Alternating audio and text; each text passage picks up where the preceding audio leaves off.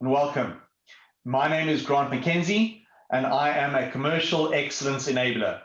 What that means is that I've been working together with small, medium, and large organizations over the last 15 years or so in helping them achieve sales excellence and sales efficiencies. I want to talk to you today about what I think is a very interesting and topical topic. Just recently, the IDC released some research, and the research indicated that within the very near future, almost 72.3% of our workforce will be considered remote. That's a huge increase over the last number of years. Of course, there's been a slight change in things over the last 6 to 8 months. And in fact, what we see is that the future is here. And so for my discussion with you today, I want to spend a few moments talking about the effect of the COVID pandemic in terms of sales management, and to understand whether you are ready for being a remote sales manager or leader.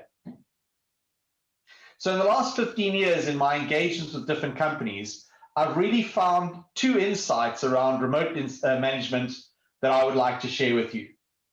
So the 2 insights are as follows.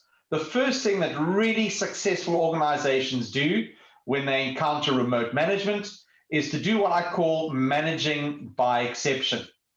Now, I'll drill down into this in just a moment, but essentially what I'm talking about is the fact that when we manage remotely, we don't have the luxury of being able to pass by our team as they work in the office. We don't have the luxury of those coffee cooler conversations.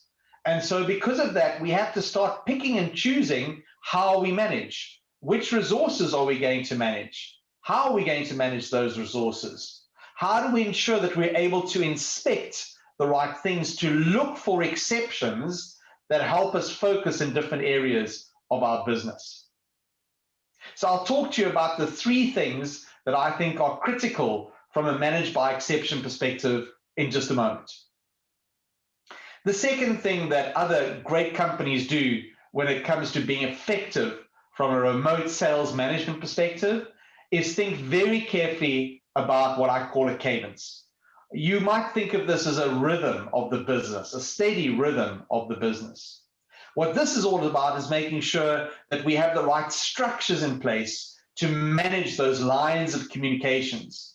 Now, whether those be lines of communication between ourselves as a manager and a set of salespeople, whether it be line of communications between us as a sales manager and a sales leader, or whether it be the line of communication that a sales leader needs in being able to disseminate information throughout the organization.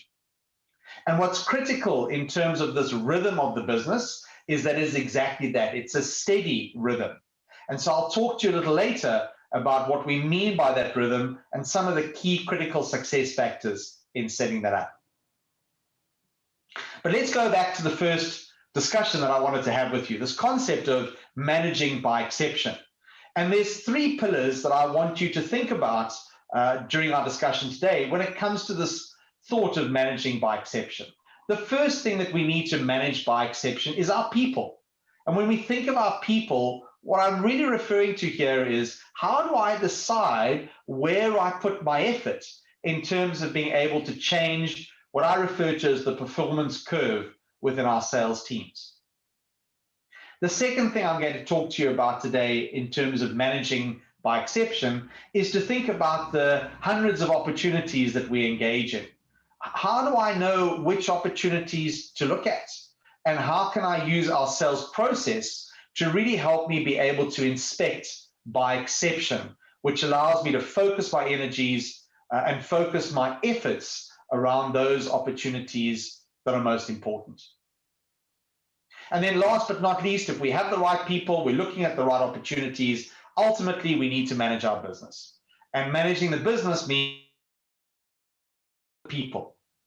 And when it comes to people, there's no doubt about the fact that when we manage a sales team, we have the traditional bell curve in terms of performance. We have some people who are always at the bottom in terms of achieving quota or in terms of responding to change. We have some people that are mostly in the bottom, some people that are mostly in the top 50, and then some people who are always overachieving. Now, for us as sales managers and sales leaders, the question has to be, how do we push that curve? How do we try and lean that curve almost like a wave towards the mostly top 50 and mostly always overachieving? So the way I like to think about this is to think about, where do I put my efforts? I simply don't have all the time in the world. I have to pick and choose where I focus my time. And so one of the ways I think we can do this quite effectively is just trying to think about our people, our teams, and how they're located within the spectrum of two axes that I think are very important. Now, the first axis that you'll see on the left-hand side of my screen talks about somebody's performance. So this talks about that curve I was referring to. But at the bottom, you'll see something else. The line at the bottom where we see can't do it, won't do it, might do it, want to do it, or just does it, refers to somebody's willingness to adapt to how we need to sell during these COVID times. How willing are they to change? How willing are they to be receptive to what we're going to ask them to do, to be more agile, to work remotely, to think about how they become a lot more aggressive with respect to lead and demand generation. And you're going to find that people are going to sit on that continuum. Some people are just not going to be capable of responding to that request for agility, whereas others are just going to do it without even questioning it. And for me, I think one of the things you want to focus on as a sales leader or a sales manager is understanding where your people fit on that continuum. The reason I want to do this is because it helps me focus my efforts. It helps me focus which people are going to respond best to my attention and my energy from a remote perspective. Funnily enough, by the way, that's not necessarily the people on the right-hand side. It's also probably not the people on the top left-hand side, even although they're performing well. I want to really think about how I focus my efforts on those might do it, want to do it, and people who are maybe just below that, mostly in the top 50. And if I can focus my energies there, if I can focus my efforts there, I'm going to get a greater return on investment. Now, there's a lot more detail in terms of this, a lot more thinking that goes around doing this, but the concept that I wanted to leave you with in terms of people is, don't treat every person the same. You need to think about where you're going to put your efforts and your energies in terms of which people. Coaching, driving people forward, assisting people in converting opportunities takes an incredible amount of effort and energy. And so we can't provide that to everybody. Choose carefully in terms of where you put your efforts. So that's about people. What about opportunities? Well, when it comes to driving opportunities from a remote perspective, one of the things that we want to try and do is make sure that we can be as objective as we can in our discussions with our salespeople. We want to remove subjectivity from the equation. Now, to do that, you really have to have well-defined sales processes in place. And there's three key areas I want to just leave a message with you on when it comes to sales processes, particularly within the pandemic that we're facing today. The first message I want to leave with you is, there's a really good chance that things have changed within the context of your buyers, the way that they buy, and the way that you need to sell to them. So the first thing you need to do is be agile, respond to that, and think about whether your sales process and the stages that you follow are still suited to the new world. If not, you need to think about how you respond to that. In terms of the remote management side of things, as we reassign our sales stages to align to the buyer, we need to be very articulate with respect to what our expectations are from our salespeople within each of these stages. We have to have objective conversations with our team with respect to where they are. Why do they think they're at that stage? What activities have they completed? How can we help them in progressing that deal? You can't have those conversations unless there's a clear agreement in terms of what the different activities are that you need to follow. Last but not least, if you're going to be able to have objective-based conversations with your sales teams when you're not face-to-face, when you're remote across a phone or a video, you need to make sure that you have a way of being implicit around where you are from an opportunity perspective. The only way that I know of to do that is to make sure that your sales process has in it what I call objective, customer verified ways of determining when you've completed a stage. What evidence do you need from the customer or from the buyer to indicate that you've completed a stage? It's not us as a salesperson, it's not us as an organization that determines when a stage is completed. It's the customer or it's the buyer that does that. So the second message I wanted to leave you with today in terms of manage by exception is if you want to manage by exception, you have to be able to identify those opportunities that are not being followed correctly. Which are the opportunities where we're not engaging, where we're not moving forward? Excuse me. Which are the opportunities where we have objectives that are not being met that we need to then reinspect or move forward?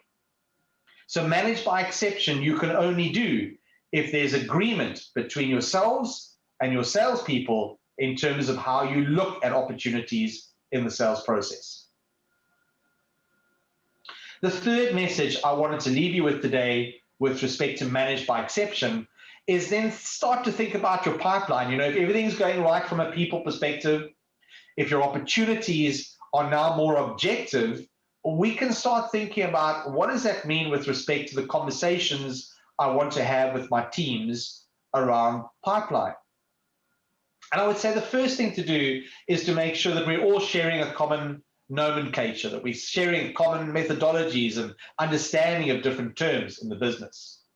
We want to make sure that as teams, when we're working remotely, we're using the same way to analyze our pipeline and our pipeline health.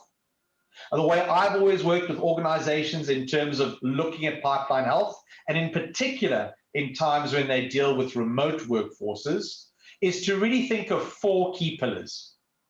The first key pillar that you always have to inspect, and that's even more important these days than ever before, is how accurate is the data that's sitting in my pipeline? How well are people managing the opportunities to those inspection criteria we just spoke of in the sales process? Are they following the stages correctly? Is the opportunity being recorded correctly? Are the values associated with the opportunities correct? If this information isn't correct, and if we're not following up by exception with our salespeople when we see things going wrong from a data perspective, your pipeline means nothing. The data and the opportunity data is the building block of being able to analyze your pipeline. So if that's wrong, the rest is superfluous. You might as well not go past begin. You need to get that right before you can consider the 3 final legs of how you would look at, in a remote environment, your pipelines to consider that they're healthy or not. So the first area we have to agree upon within our teams when we work remotely is how are we going to look at volume? How are we going to determine between ourselves if we're happy that we have the right amount of value in our pipeline? If there's not enough, what are we going to do in terms of driving the right type of opportunities into our pipeline? And what are we looking for from a good opportunity perspective? So being able to define these things with your teams whilst you're working remotely is incredibly important. What expectations do I have around how you're going to be managing your pipeline? Because we're not going to be able to meet and talk about these day by day by day. I'm going to need you to take responsibility as a salesperson for this on your own. So we need to be in agreement in terms of what do we mean by enough volume? What does that look like? What does that feel like for you? If I'm happy with volume, the second thing we need to agree upon is speed. How fast do we expect our opportunities to move through the pipeline? How often do I expect you to be engaging with your customer or with your buyer or with your prospects? How often do I expect opportunities to sit in one stage versus another stage? What is our average sales cycle length, and how can we make sure that we're in agreement in terms of how long you should be spending on an opportunity? So this is all making sure that we're not having opportunities that are getting stalled and that they're moving at the correct rate through our sales pipeline. And again, we have to have agreement on how we're going to inspect for that, so that you and I know, as an example, if something is in stage for longer than 30 or 60 days, that's an exception. And if it's an exception, I'm going to inspect it, and we're going to have a discussion around that. The last thing that you want to check and inspect by exception in terms of pipeline is balance. Balance is an interesting one. It really refers to a couple of key areas. It talks about, do I have the right mix of products in my pipeline, or the right mix of solutions or go-to-markets in my pipeline? But it also means, is my pipeline really looking like a pipeline? What we don't want is a pipeline that doesn't have a proper funnel shape associated with it. Does it have a large entry but a large exit as well? So in other words, the shape is more like this. Then that's not the proper shape or balance that we're looking for. And what are we going to do in terms of making sure that we're getting a steady flow? Now, for all of these, we have to have agreement in terms of what constitutes an exception, so that if something's not going according to plan, I can identify it within the CRM, look at it from a management perspective, so we can have a discussion and again remediate. But if I can have the right amount of opportunities moving through a funnel or a pipeline at the right speed that provides a steady flow, then ultimately I'm going to achieve my goal of ensuring that my objectives are met from a pipeline point of view. So when I manage by exception, the three things that I want to look at are, am I looking at my people and deciding which people I want to focus on? Second of all, from a sales process perspective, have I set that up in a way that allows me to easily identify which opportunities are an exception, which ones are not going according to plan, which ones have we not completed the activities around, which ones do we not have those customer verifiable outcomes around, so I can focus my attention there. And last but not least, when I look at my pipeline, is it easy for me to quickly establish? Is the exception the fact that we don't have enough volume? Is the exception the fact that we're not driving the opportunities together fast enough? Or is the exception the fact that I don't have the right balance? So these are the three core things that I want you to think about from a managed by exception point of view. That is the first cornerstone of being successful from a remote management perspective. In the time that we have left, I want to just briefly talk to you about the concept of cadence. And again, from a cadence point of view, there are a couple of things that I think are incredibly important. Now, cadence really does refer to a rhythm. It refers to a constant beat. And the one thing that's incredibly important in remote management is having sound structures in place. What that means is, as a salesperson, I need to know the first Monday of every month at 9 o'clock in the morning is our sales meeting. And come heck or high water, that is something that we are going to be doing, and that is something that I will attend. There's no excuses, not even a customer meeting supersedes that. We have a structure that we follow to make sure that we actually manage that meeting rhythm correctly. Same with one-on-ones. For those people that I've identified that I want to spend that extra time with, I want to focus my time and make sure that I know that every second Friday, as an example, at 2 o'clock is going to be my one-on-one meeting with Peter, whom I've identified that I need to spend some more time with. So that rhythm is important. The last thing I'll say about rhythm is it has to be respected. The minute that you start missing a meeting or showing your teams that these meetings are not as important as other events, you've lost the whole benefit of cadence and it won't be successful. So respect the rhythm of a cadence and of those regular meetings that you want to have scheduled. Incredibly important that they are on a regular basis and that people know exactly when they are. The second key important part is we don't just show up at these meetings. There's preparation that needs to be done, both from the salespeople's perspective and from my perspective as a leader or a manager. So let's make sure that there's clear understanding of what that preparation is. So from a salesperson's perspective, their preparation is making sure that all of their opportunity data is up to date. It's pointless me as a manager using the CRM tools and inspecting things for exceptions unless I know that you've actually kept them up to date. As a manager, you're going to get what you inspect. So make sure that you spend time before your meetings looking for those exceptions. If you don't look for the exceptions and prepare discussions that you want to have with your team on what to remediate, you're not going to have an effective meeting with your teams. So that preparation is critical. And when I prepare, I'm looking at opportunities, I'm looking at volume, I'm looking at speed, I'm looking at balance to understand what are the exceptions we have to talk about. So preparation is key. And last but not least, the structure of those meetings has to be very, very well defined. In my experience, what I've found is that typically the structure of the cadence meetings often is very focused in the now. In other words, what are we doing this week and this month? But it's really important to make sure that your structures cater for the time and the type of meeting that you're having, but that they also cater for a slightly larger continuum from a time perspective. Do we spend time from a structure point of view looking back? What happened last month? What happened last week? What did we achieve? Where did we fail? What can we learn from that? We obviously need to spend time doing what I call looking around. In other words, what are the things we need to work on right now to make sure that we constantly respond to and are recognizing the agility that we need to drive. Last but not least, though, we need to look forward, especially in these times and especially when we're working remotely. Set clear expectations of how people need to engage, not just in the upcoming month, but what about the next quarter? What about the next 6 months? We're going to have to think carefully how we respond to these dynamic times, and we need upfront planning for that. So the structure and making sure that we don't just have a short-term focus, but also a long-term focus is incredibly important. So those are my 2 insights that I wanted to share with you. Let's think about how we manage by exception on one side, and then let's think about our cadence on the other side. And if we bring those 2 things together, I think you have a chance of being able to drive effective remote management, even in these very, very challenging times.